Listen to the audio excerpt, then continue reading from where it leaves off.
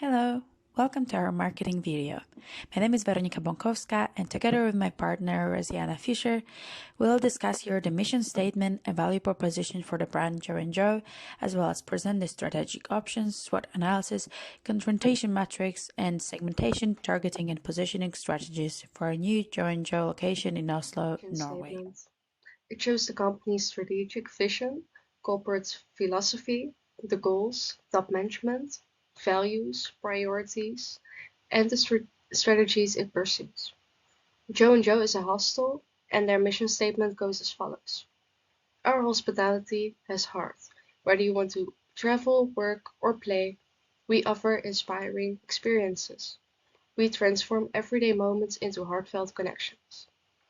And secondly, to interact with them and to reinforce the positive impacts of our approach to a more sustainable business model.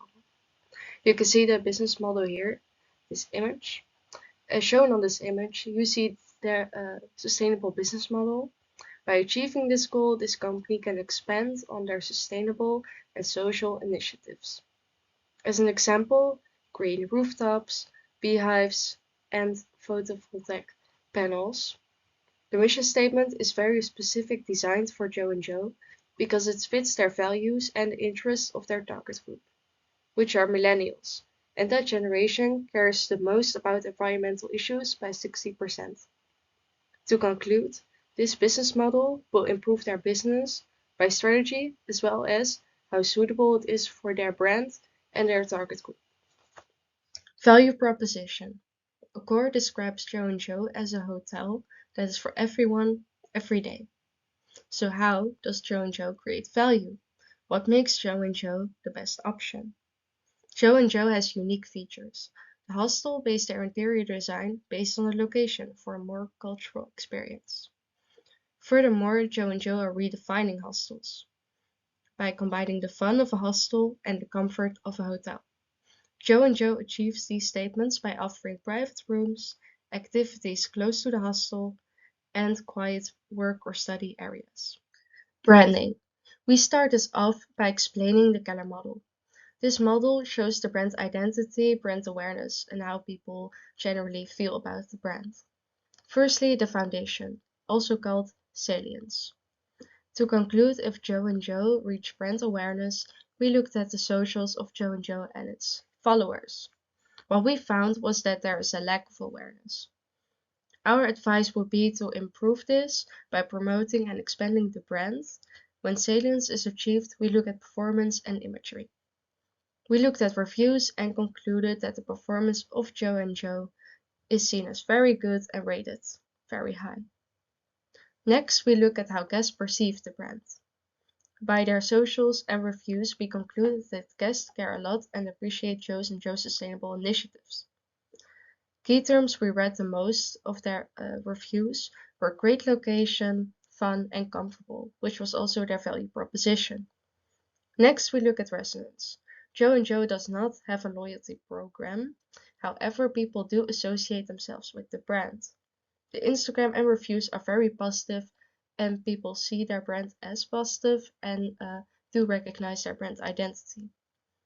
Our advice as a whole is build stronger salience because the following steps have a lot of potential to expand and reach many more potential guests. Okay, now I'd like to talk about the Joe & Joe strategic options, starting with the Porter's model.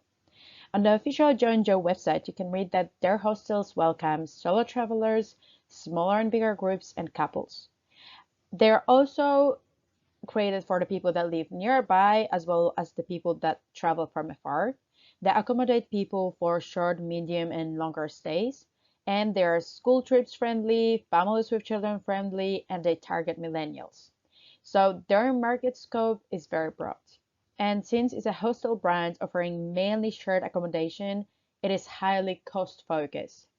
On the OTA's websites, such as Booking.com, the existing Joe and Joe's usually pop out as the cheapest available option, which altogether leaves us with the conclusion that Joe and Joe implements the cost leadership strategy. Now I'll be moving on to the Ansoff expansion matrix. Joe & Joe is an already existing brand, having its locations in 6 different destinations at the moment. Therefore, it's an existing product. However, it does not have any hostels located in Scandinavia, not to even mention Oslo, which means that Oslo is a new market for this company. So the strategy driven from this model is market development, so introducing existing product to a new market.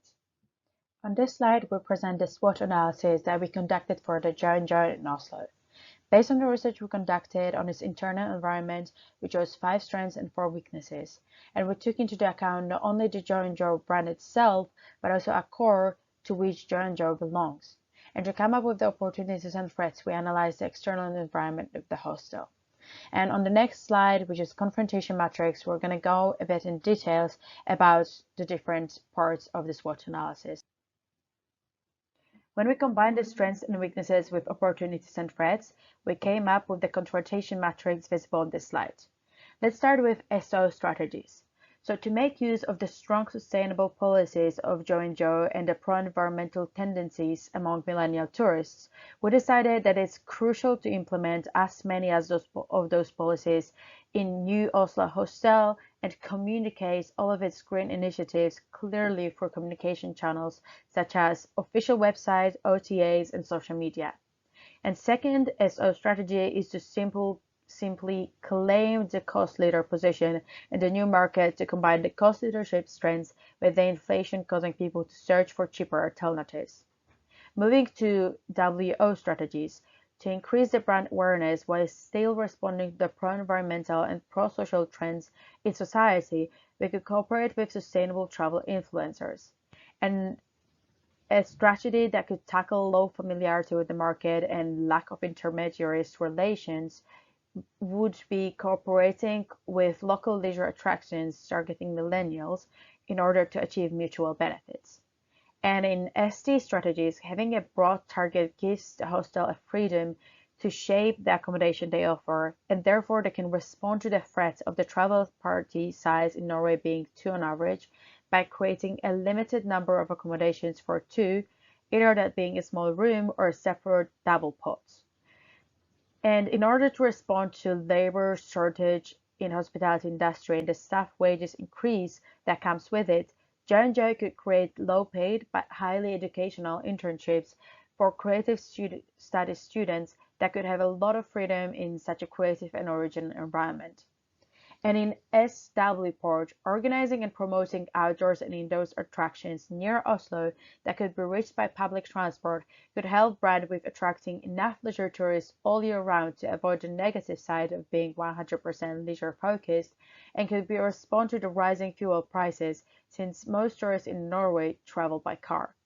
And while entering a totally new market with Airbnb being the main provider of affordable accommodation can be challenging, it also allows the hostel to introduce the J&J brand with no benchmark set. In this part of the video, we would like to cover the segmentation, targeting, and positioning. Since J&J is an already existing brand that is tailored for young people, especially millennials, and it focuses on providing social experiences and sustainability, it already limits our potential market segment options. So after analyzing the brand values and policies, so what the brand is about and what it can provide, as well as the general tourism market in Norway and Oslo, we came up with 4 market segments visible on the screen, and then chose 2 segments that were not only the biggest in size, but also the most reachable and easiest to accommodate with the resources available to new J&J hostel. The segments we chose were solo travelers and friend group. The solo travelers group can be characterized as people of all genders aged 25 to 35, having pro-social and pro-environmental interests, coming from Norway, USA, and Western Europe, traveling alone. And the friend group segment can be characterized as young adults of all genders aged 25 to 35 that like to travel and socialize, traveling in a group of 3 or more, and coming mainly from Norway, USA, and Western Europe. Now, on this slide, we showed some of the research that we based this decision on. Just a few most important findings, such as the number of guest nights in hostels in Norway by nationality, that shows that the vast majority of hostels guests actually comes from Norway, then from Germany, France, and UK. Or that vast majority of Norwegians, but especially young people and millennials, is active on social media such as Facebook or Instagram, which means that Joe and Joe can reach and communicate with them on those platforms.